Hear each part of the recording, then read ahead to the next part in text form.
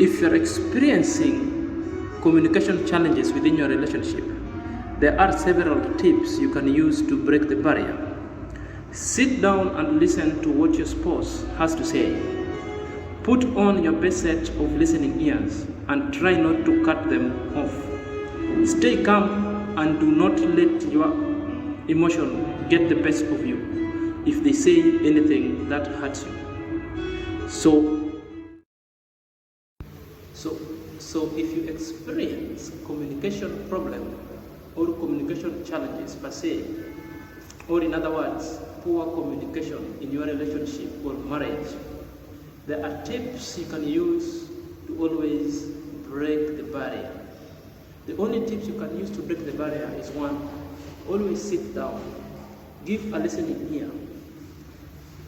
Give a listening ear. Do not cut your spouse whenever they're channeling the problem to you. Listen, even if you know what they're going to say. The listening ear is everything. Listen to your couple in whatever they're saying. After that, don't try to cut them, because that one alone can elicit reaction. Going forward. And stay calm. Do not show your emotion. However much your partner will say things that are so offensive to your trait. This is the only listening skills and the tip for breaking the barrier within communication, to always avert the communication problem that are within your relationship going forward. So after this tip, I'm therefore going to give you 5 ways on how you can conquer the problems of communication in your relationship and marriages. See you next in the bulletin.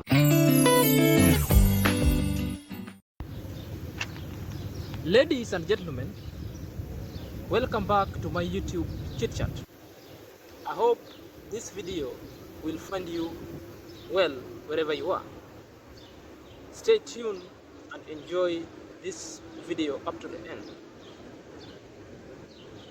If you're having relationship challenges and a communication problem in your relationship and marriage,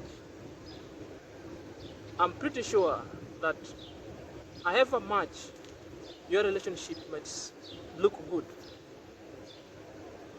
the challenges of communication and the problems of communication exist. However pretty your relationship might look, but rather than being unprepared or being caught off guard, here are ways to conquer the communication challenges within your relationship and marriage. Number 1,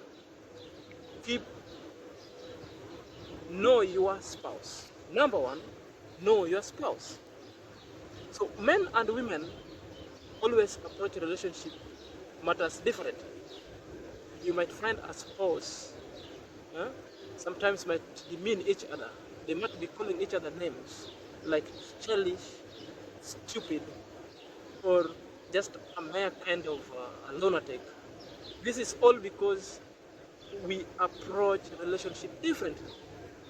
I want to disagree that it is not good to call your spouse or each other names, but it is a time to sit down, listen to each other, get to know each other on how both of you are approaching issues of love differently.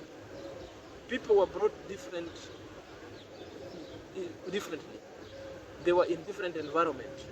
They were brought with different parents, others from single mothers, others from both family, others were just orphaned. So how individual approaches the issues or matters of relationship and love sometimes are so different. So this alone sometimes can contribute to challenges and problems in relationship. So for you to break that barrier and to conquer that communication problem, you need to know each other, the self-awareness, know your spouse. So what entails what does it entail knowing your partner? Sit him down, listen to each other, do not call each other's name. Do not cut your spouse whenever he's talking, even if you know what is going to talk about. Because sometimes it might elicit some kind of reaction and emotions. Stay calm. Stay calm. So when it comes to communication, communication is not about who is wrong or who is right.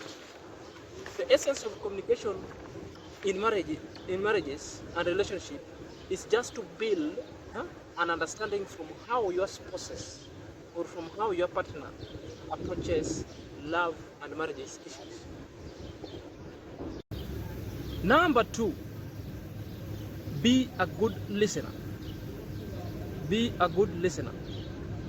So what worsens the relationship so far is when a spouse consider themselves to be a mind reader rather than a good listener. You always interrupt the communication of your partner at any point. So when you interrupt your partner, whenever your partner is putting forth his or her case, that alone won't go well.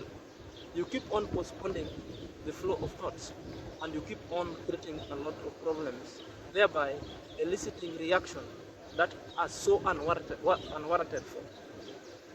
It is so frustrating that you've refused to listen. A good listener is a good learner. Get to know your partner, even if whatever they are putting forth, you have an idea and you know. Give them time to say. Do not cut them. Cutting them off simply means disrespect, simply means you don't want communication going forward, simply means like you want to read the mind. You are there to solve a problem, you're not there to read somebody's mind. So when a beholder of a problem is now putting forth his challenges and problems, keep mum, keep calm and listen. So if you refuse to listen, this alone, it's like your marriage itself, it is unsalvageable. So if you want to salvage your relationship, learn the act of listening. Always listen. Number 3, don't blame. What do I mean when I say don't blame? So when one person or when your partner has a problem in a relationship, you as a partner, you should not blame your partner for being the problem. Take it as our relationship has got a problem. Therefore, both of you need to sit down and work it out. That is the way it's supposed to be done. But if you start pushing blames and trading accusation, that alone won't help. One person having a problem in a relationship, that means the relationship suffer a big blow. So it is so imperative of both of you to sit down and work it out and solve the underlying problem amicably. So the reason why I'm saying that you should be avoiding counter accusation or accusations, one, avoid saying words like you always make mistake. That alone will not be occurring well with your partner. Already you are portioning blame, and a portioning blame in a relationship, which means you cannot salvage it. You need to solidly hold that problem in a problem of communication in a relationship. You solve it and you go forward. Stop apportioning blame. Or sometimes you might say, you always bring out the devil out of me. Are you getting together? Avoid such kind of word, because don't personalize the relationship or marriage problem to your partner or to yourself. It is all of you that exist in that relationship. You have a common objective to achieve. So to avoid things that will topple off the relationship, always keep your eye on the ball. Keeping your eye on the ball simply means always be steadfast and solve the problem amicably altogether. Number 4, Keep your eyes on the ball. Stay focused. Keeping your eyes on the ball simply means stay focused or stay relevant. So whenever you are trying to communicate better in a relationship or marriage, never try to bring issues in trying to improve your relationship. It can't work that way. When you bring issues which are not related to the issue at hand to solve the problem of communication, to justify, you are losing the focus of salvaging your relationship. If you do this, you will be shifting attention from what is important and worsen your marital situation going forward.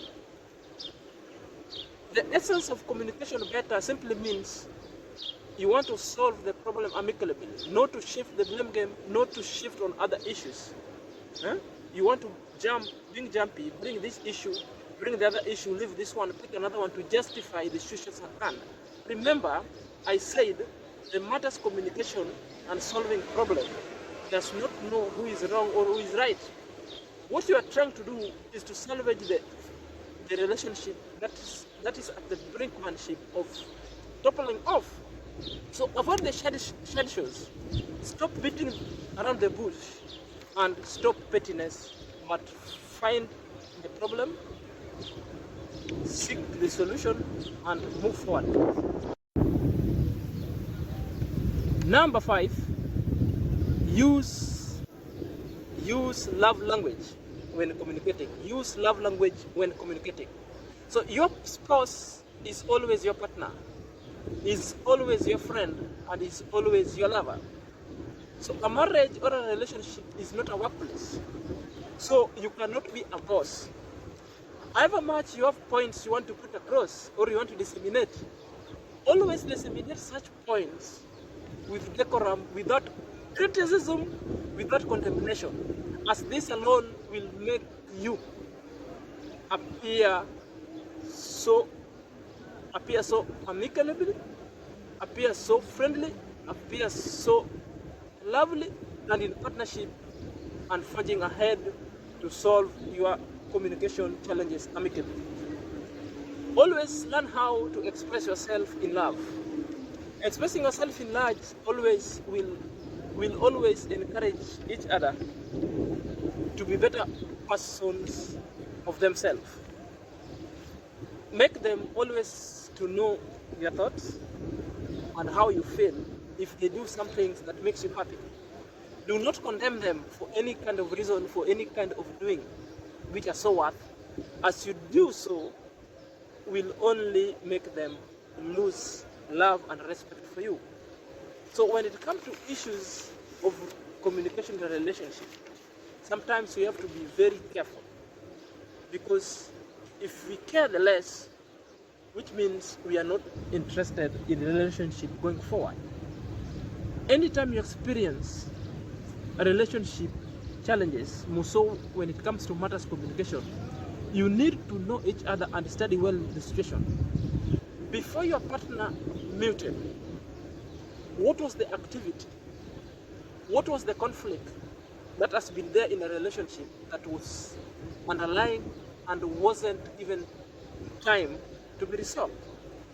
So the issue, the reason why you find partners and couples in marriages or in the relationship sometimes don't want to talk to each other, it is because there is an underlying and unresolved problems that has accumulated to toxic level, such that whenever your spouse utter any single word or single spoke of fear, the utterances is either verbiage that will make you act and live it going forward. So to avoid such kind of things, always solve your issues.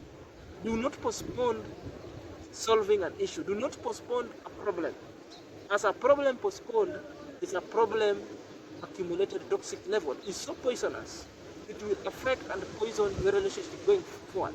So the communication is an art, or is a bedrock of relationship.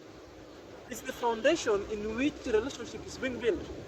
If you cannot communicate, therefore, you you block every nitty-gritty, any values and principle of relationship itself is null and void. So going forward, always communicate to find out. Always communicate to know how your spouse is going or is doing. Always communicate for your mental health. Always communicate to set yourself free. Always communicate not only to look for problems, but communicate to share. Because in sharing, we believe and we grow. Otherwise, up to that point, let's meet another day.